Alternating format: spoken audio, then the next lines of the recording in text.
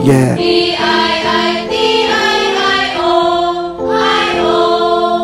Yeah. Pero bago tayo magkwento, habulin muna natin tong itong article natin. I-update ko lang uli kayo sa impeachment kasi malapit-lapit na, June na to. Ito, Sara Duterte appears submits reply to NBI raps on threat to Marcoses. Nagpunta po si Sara doon sa NBI upang sagutin po ang kanyang mga kaso. Yan po ha.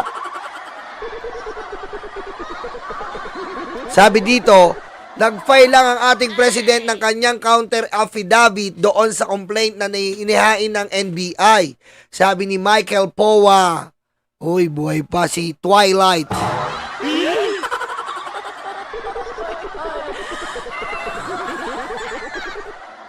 Ayan kasi nga po, ito po yung threat niya na no joke. Ngayon katapat niya si Joke No. Ayan. So ayan po ang kinahinatnan kapag masyado kang demonyita na binagbabantaan mo yung presidenteng napakabait at napakahusay. Diba? Flory Popa, maraming salamat. Diba? Ganyan po ang napapala. Ganyan po yung pinagmamalaki ng mga DDS. Nirepresenta po nila na gusto nila maging presidente ay kriminal. Walang kwenta. Demonyita. Yan po ang nape-predict ng mga DDS na dapat mamuno. Ganyang kasama ugali. Oh my God.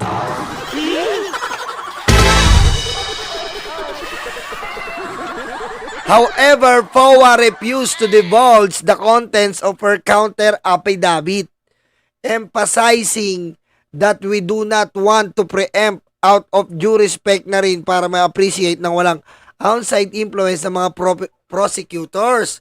Our BP was always been consistent. Consistent talaga po, consistent sa pagbabanta ng buhay. Diba? Sabi nga ni Attorney Kapunan, POA, sabi ni Attorney Kapunan, walang cut yung video. Walang pumilit sa kanya. Live niya yon. So, siya talaga may kasalanan. Imposible naman hindi ka mag-guilty noon. Video yon. Raw video mo.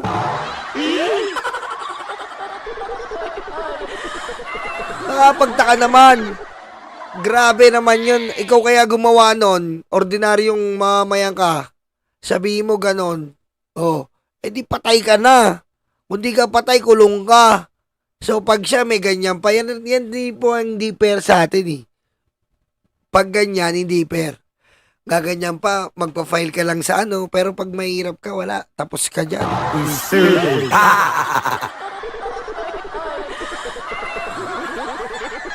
Sabi ni tanga-tanga rito si Poe, our BP has always been consistent.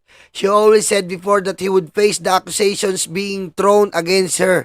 Anong being thrown against her? Siya gumawa ng threat eh. Wala naman nagbato sa kanya nun eh.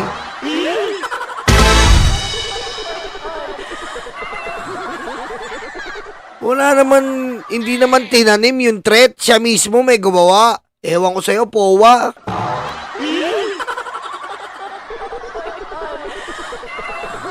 Meanwhile, the DOJ assured the public that process will follow the normal course of law and accountability and the rule of law will prevail regardless of who the respondent may be. Ayan po Isa pa lang to, Sara, ayan po yung pagsipot. Diwag din pala eh. Diwag din, akala ko matapang. Kasi kung matapang yan, isnabin mo rin yan. O ngayon, mga DDS, sinasabi nyo walang kwenta yung NBI, bakit ngayon, nataranta si Sara at pumunta sa NBI para harapin? Akala ko ba sa pulburong video sinungaling ang NBI? O ba't ngayon, pinuntahan ng impacta yung BP Sara yung NBI? May takot pala eh. Akala ko matapang.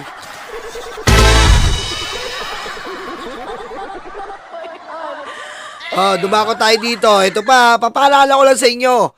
Davao City appears to have spent the largest amount of confidential fund during BP Sara term.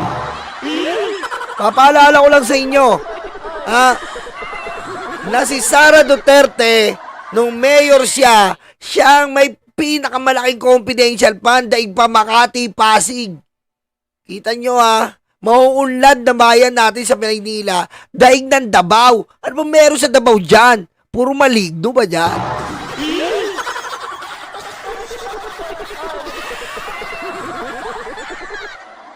Tumataginting na 450 yan, sunod-sunod, kada taon, 450, 450, 450. Ang lupit niyan. Ganun po kalaki ang confidential funds ng Davao. Ang galing! Diba? Oy, Bini Rod, thank you, Bini Rod. Good everything. Pare Bini Rod. Di ba? Basahin natin.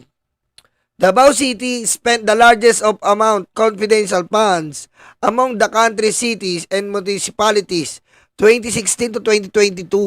Yung mga ganitong kakapal na mukha, no? Samantalang si Vico Soto, putik, hindi umahawak ng mga malalaking pera.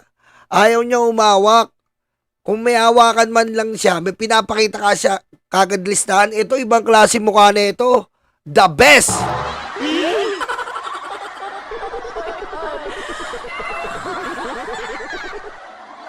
This was under Sara Duterte, Mayor Sara Duterte, who is now the president. According to COA report, Davao City, ayan na, Davao City, confidential fund spending more than doubled confidential fund. Tingnan nyo naman, napakalupit talaga, no? Ibang klase po talaga to si Sara. 'Di ba? Putik, ang lupit. Hindi po talaga makaya ng ng ibang politiko. Si Sara lang nakakagawa ng ganitong pagnanakaw. A review of COA annual audit on Davao City revealed 2.6 o 2.7 na to billion 2016 to 2022, exceeding the CF spending of other larger and wealthier local government like Cebu, Quezon City, Manila, and Makati City. Ito nga po yung sinasabi ko sa inyo, mas malaki ang confidential funds sa Cebu, Quezon City, Manila, and Makati. Ayan pong mauunlad na lugar na yan, mababa ang confidential funds. Pero po sa Davao na mabantot, sa pangunguna ni Sara, umaapaw po ang confidential funds. 2.7 billion sa loob ng 6 na taon.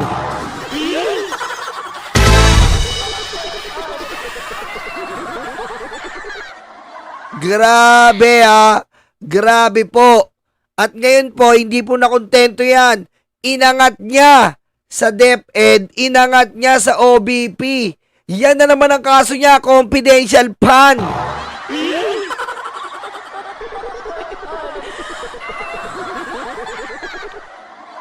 During the first term of the younger Duterte as mayor, confidential fund skyrocketed to 293 million in 2017 and increased 103%, 144 million in 2016.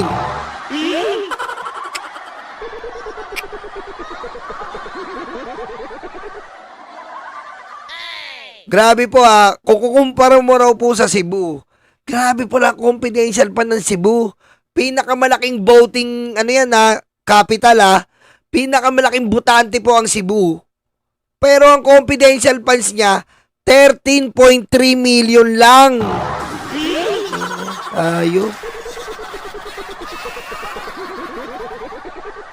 Oh. Ayan o. 13.3 million lang sa Cebu. Ayan o. Tindi talaga o. Ayan o. 13.3 lang po ang confidential funds sa Cebu. A review. Ayan o. Wealthiest city in Visayas region. Grabe, 13 million lang ang confidential pa. Ano ba meron sa Davao? Ang laki-laki.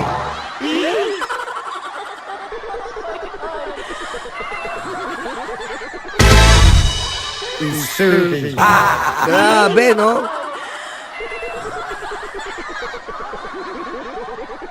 Tapos sasabihin pa ng iba, akala nyo ba yung impeachment, gaganda na yung Pilipinas pag na-impeach si Sara? Hindi naman talaga gaganda yung Pilipinas eh. Pero aalis yung magnanakaw. Yun ang problema eh. Yung problema natin. Hindi naman gaganda totally immediately yung Pilipinas. Pero kung ang Pilipinas, merong vice presidente magnanakaw, mahihirapan gumanda yung Pilipinas.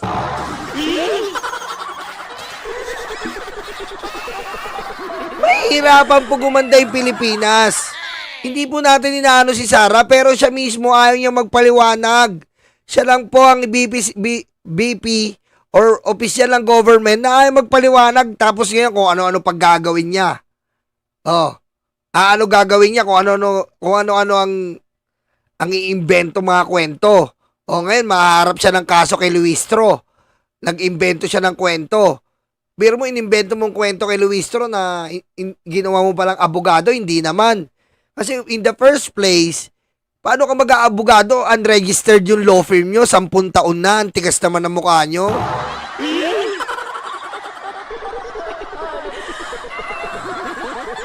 Magkano lang po rehistro ng law firm? Oh, hindi nyo pa naparehistro. Ibig sabihin, tumatanggap kayo ng kliyente, hindi kayo rehistrado. Kolorum yan.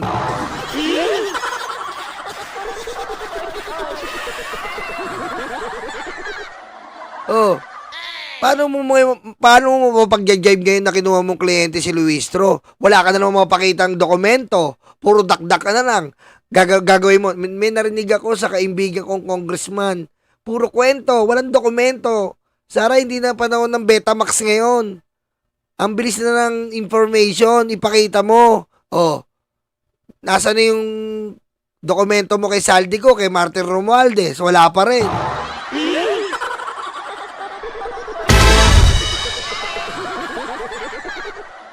Oh, dumako naman tayo dito. Yung tungkol po sa sinasabi ko sa inyong kay Bongo. Ayan. Mula sa ating kaibigan si Jirly View. Alam ni Sara kung sino ang hudas sa kanya ngayong ngayong 2028. Ito mga ebidensya. Si Bongo ay komportable kay Hanilet kaysa kay Zimmerman. Kaysa naman kinasusukluman ni Sara Pulong at basta si Bongo ng banayad na paraan. Ito pong nanalo po si Bongo. Hindi po ito ikinasasaya ni Sara Duterte. Galit na galit po si Sara Duterte rito. Dahil unang-una po, si Bongo po ay hindi gusto ni Sara Duterte. Si Bongo po ang paboritong anak ni Digong.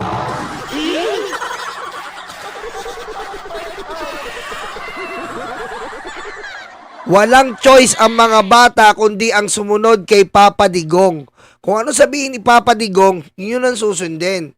Si Bongo ang tunay na alila ng kanilang ama. Nag-aasikaso ng tsinelas yan, nag-uubad ng tsinelas, sinasapatusan si Digong, tinuturukan ng fentanyl. Yan ang trabaho ni Bongo.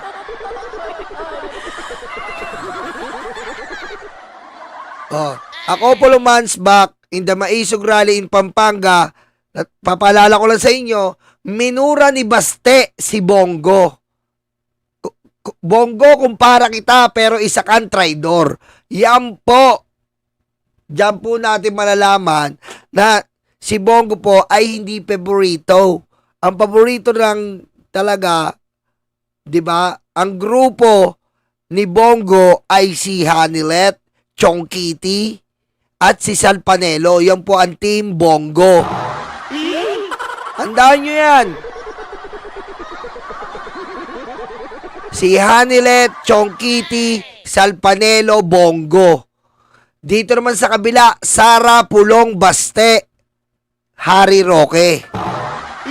Yan po ang Team A at Team B. Ha? Yan po ang Team A. Ang Team A po ay Team Anak.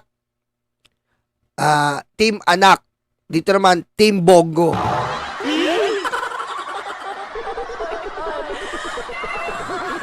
Ayan ha. Ito po ha, ito yung kinukwento ko sa inyo. Buti nahanap ko to. Nagsimula ito noong 2021 nang si Sara ay nanguna sa lahat ng survey para sa presidente. Ngunit si Digong ang nagtulak kay Bongo na tumakbo bilang Pangulo. At siya bilang BP. Si Duterte ang BP, si Digong, si Bongo ang Pangulo. Patay gutom talaga sa kapangyarihan sila Digong, no? Hindi natuloy dahil nagkaroon ng mainitang pagtatalo si Sara at Digong. Sa uli, si Digong na hindi napigilan si Sara ay sumuko sa kagustuhan ng kanyang anak. Kung gusto nyo paano magtalo si Sara at si Digong, kung gusto nyo makita yung itsura, pumunta po kayo nung kumakain sila ng lechon. Yung nakasimangot si Sara, yung sinisingalan niya si Digong, nakaganon siya, oh. Kumakain sila ng lechon. Diba? Ganon sila mag-away. Walang magawa si Digong kay Sara eh.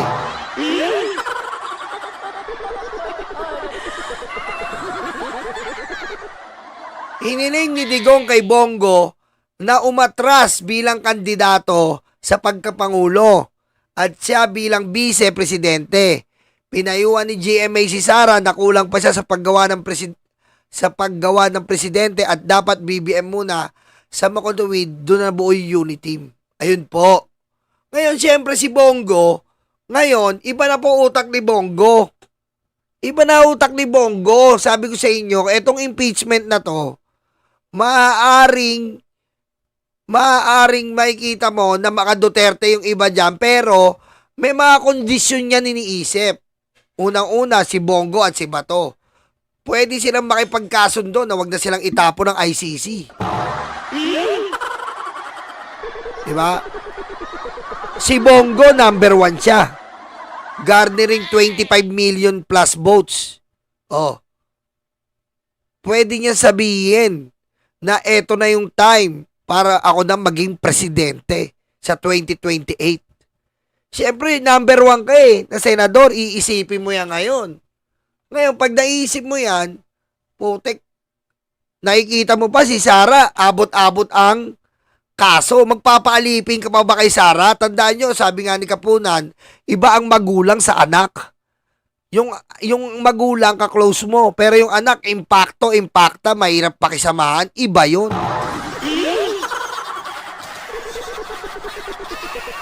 Tandaan nyo meron po tayong mga ka-close na magulang. Pero yung anak makikita mo, impacto. Di ba? May mga ganong pamilya eh. Kabatian mo yung nanay, pero yung anak, suplada, impacta. Maganda yung kasamaan mo.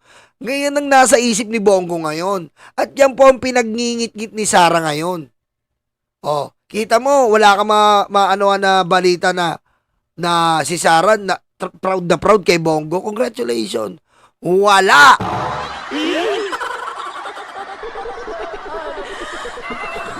Oh.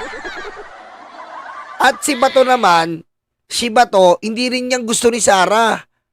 Kasi nga, ang paningin ni Sara kay Bato, yan ang nagdudulot sa tatay niya ng kung ano-anong asunto nung nasa Davao. Ano-anong impluensya. Sunod-sunuran sa tatay niya, kaya ang dami napapatay ng tatay niya. Yan ang ano ni Sara dyan. Kaya hindi rin sila in good terms ni Bato. Oh. Kaya yan po ang mga iinisan ni Sara ngayon na hindi niya mapakita. Diba? Ito na, ang natitira ay ang kanilang kasaysayan.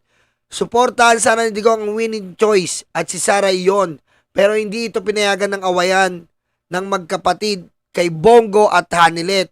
nalaman sa Davao na every time na nasa bahay nila si Hanilet, no show ang magkapatid, Sara Pulong Baste. Yan, totoo po yan. Di ba sabi ko nga sa inyo, winawasak ni Sara ang kotse ni Hanilet. Ganun po si Sara. Winawasak talaga dati. Magkakaroon ng kotse si Hanilet, wawasakin ni Sara yan, papaluin ng baseball bat. Ganun si Sara. Ganun po si Sara. Ganun ang ugali ni Sara. Makikita niya yan, may tatawagin siyang kaibigan. Bumili ka na nga rin ng baseball bat. Sasabihin ng kaibigan niya, bakit? Basta, may paglalaruan tayo. Ang paglalaruan nila, yung kotse ni Hanilet na bagong-bago. Wawasakin ni Sara.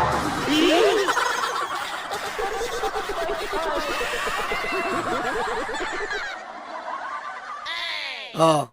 Ngayon, eto na. Kinakain ng mga kwento ang espasyo ng mga marites sa Davao City dahil malaking halaga ang pera na iwan na account ni Hanilet, ni Digong.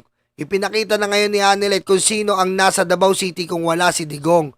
Si Sara at ang kanyang mga kapatid ay kumukulo ng malalim na kahit na si Atty. Panelo ay masyadong naapektuhan na sinimulan niya ang pakikipagtali kay Harry Roque at Amy Marcos. Ayan lang po ang gusto kong isabihin sa inyo. Na ito pong samaang Bongo at Sara ay hindi po magtatagumpay. Magkakaroon po ito ng dibisyon sa gitna. Magpapaligsahan tong dalawang kampo na to. Magpapaligsahan to. Ngayon, etong si Bongo, katulong si Hanilet, kita mo si Bongo pa rin ang may access. Tingnan nyo ngayon sa pagpasok pa lang sa dahig sa ICC, sino lang may access ngayon? Sila Hanilet na lang. Si Hanilet, si Chong Kitty. Siyempre, pag may access yon, may access din si Bongo. Nakakwento kay Tatay Bongo yun.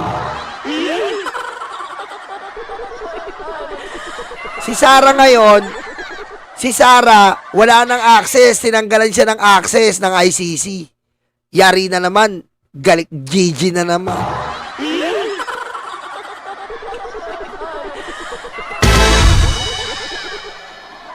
Okay? Ayan lang po ang konting paalala natin para po dito sa ating impeachment na parating sa June. Ang lapit na, no?